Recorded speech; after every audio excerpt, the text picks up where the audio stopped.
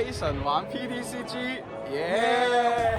各位觀眾早午安咯，歡迎翻到嚟 Being Production， 我係希神。今日我哋嚟講 TCG Pocket。咁你可以見到我手上係達克羅伊嘅卡啦。咁啊，唔知大家有冇睇到我哋上一條片講達克羅伊嘅？咁啊，事到如今，我只能夠係講一句，就係達克羅伊已經係淪為廢物。咁啊，至於點解會咁講咧？因為我哋今日要講解嘅就係阿爾宙斯配呢個低亞盧卡，一個版本嘅主流中嘅主流。咁啊，事不宜遲，話俾大家知咩叫新世界嘅神。Let's go！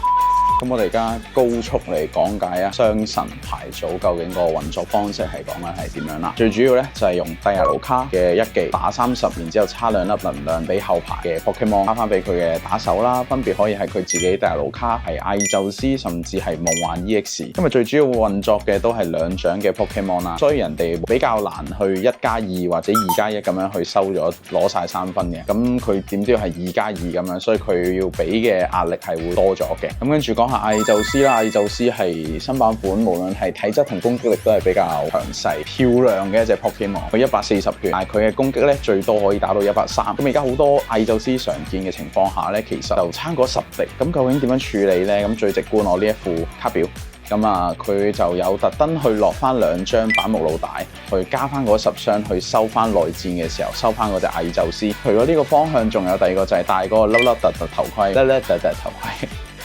粒粒突突頭盔，咁啊就係人哋打過嚟嘅時候反翻佢20箱，壓低佢嘅血線，令到阿爾宙斯可以進行一個收割。同樣啦，夢幻都係一樣情況，去抄翻對面阿爾宙斯嘅技能，打翻130加20或者加10咁樣去處理翻。阿爾宙斯嘅特性係唔受特殊狀態影響，即係中毒、燒傷、睡覺、混亂什麼什麼。所以嗰啲咩中毒啊、咩混亂、咩瞓覺嗰啲，全部都 bullshit。Let's go！ 好，實戰演練。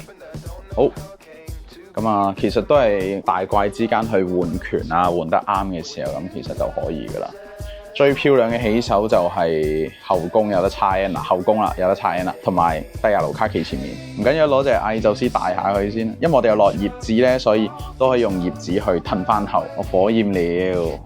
大家見到火焰鳥都係140血，咁所以如果我哋阿爾宙斯打都係要加多10滴。我諗佢都係要用火焰鳥去叉 N 俾後邊嘅打手咁樣啦。佢開1技啦，咁佢都未必會打到70個拳嘅，所以我哋應該唔使插嗰粒突頭盔先嘅。係啦，佢插埋斗篷160血，其實我哋都解決唔到佢。咁我哋就開咗隻球先啦，睇下會唔會跳到第亞盧卡出嚟。雖然咧，我哋第亞盧卡咧就驚火，屬性上唔係咁好。咁但係因為我哋始終都要用低亞盧卡去叉 N 做一個運轉，好叉 N 俾低亞盧卡，然之後就佢應該會想走多個，插唔插俾佢好啊？插俾佢啦，以備不時之需。好，結束嗱，但係而家環境為咗搞呢副嘢咧，好多格鬥出現咗。咁如果遇到格鬥嘅話咧，就淨係攞低亞盧卡出嚟打。其實就係睇翻對面係咩屬性，你啊轉打手、轉主軸去喐，慢慢手叉能量咁樣去處理。真係打，咁就睇佢想唔想叉 N 啦。如果佢唔想叉 N，就直接跳上嚟，佢就直接打我咁解。不過其實放隻低亞盧卡上去都係引佢打嘅，所以點都要帶翻個粒粒突突頭盔俾佢。好，唔喐住，反正都係叉俾咩，唔使拍隻夢幻住。金屬渦輪，噔噔噔。好啦，我哋阿爾宙斯準備可以出關隻抽啦。最理想我哋係打2+1啦，就咁睇，即係殺一隻火焰鳥，跟住加一隻細嘅160血，唔緊要啦。佢應該都有排未打得，就捉佢呢隻160打啦。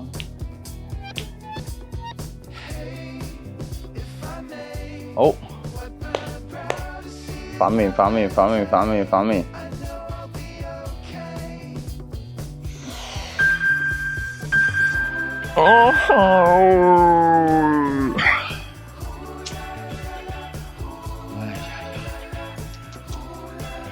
好啦，咁都嗱，原則上我哋都可以頂到佢2拳先死嘅，所以係咯，壓佢血線先。好，我哋而家打30，佢就變83啦。咁其實佢就已經係阿爾宙斯嘅殺佢嘅範圍之內啦。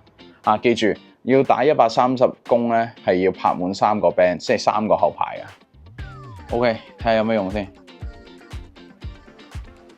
頂啊！打完唔俾撤退，咁調翻轉，如果對上大路俾呢種 dep 咧，你就避免落一啲工具怪去俾佢捉出嚟罰企啦，因為你冇得撤退。佢打唔死我打死佢噶咯喎。好，放能量撤退。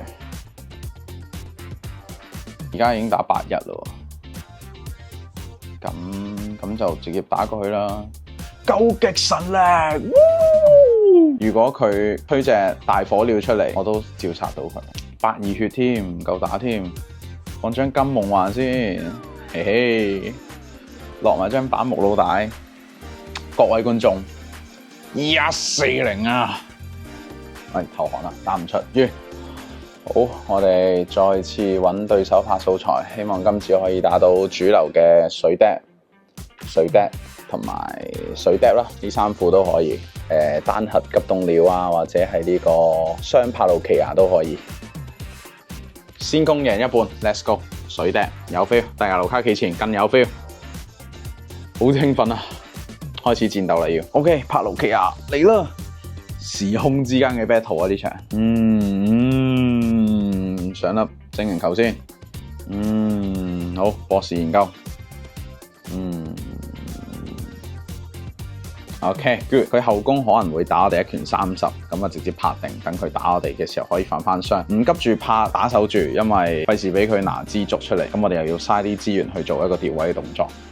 當然啦，如果佢小行4粒 N， 一次收咗我哋唯一一張第日盧卡，咁俾佢啦。你咁乖女，抵俾你嘅。OK， 用博士贏咗。OK， 果然佢會打過嚟，所以會反翻佢。好，咁接下來就因為都係要叉 N， 所以都唔急嘅。好，拍翻呢個波士研究。呢個位就差唔多可以落阿爾宙斯啦。落唔落夢夢好咧？係咧，落埋夢夢啦。跟住，因為如果有機會叉埋俾夢夢嘅話，夢夢抄佢個招150咧，其實幾勁。唔好啊！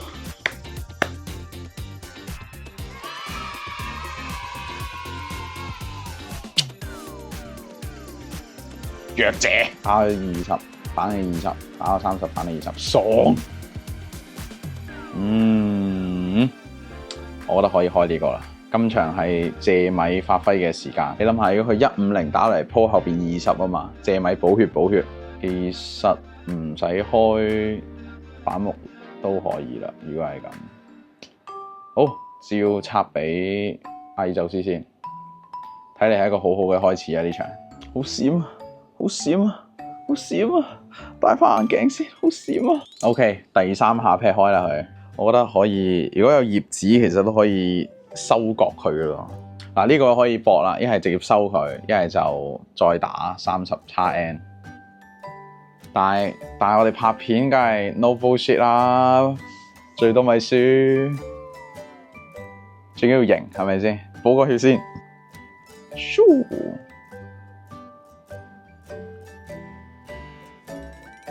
爽賺2 prize， 小下如果中得多，其實第一 turn 已經收你皮。結束。